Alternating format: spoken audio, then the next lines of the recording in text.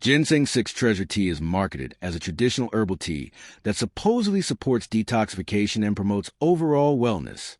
But the real question is it a real detox solution or just fancy tea with big claims? Now, to be fair, many herbal teas contain ingredients that have been used in traditional medicine for generations. Ginseng, goji berries, juju, chrysanthemum, and other herbs may offer nutritional value and can be part of a healthy diet. What it does well, provides hydration.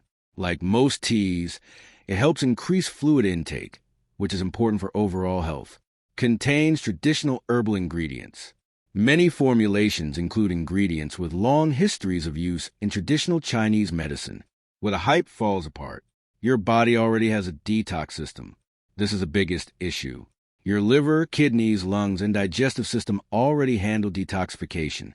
Most detox tea marketing greatly exaggerates what a tea can actually do. There is little evidence for dramatic detox effects. No herbal tea has been proven to flush toxins from the body in the way many advertisements suggest.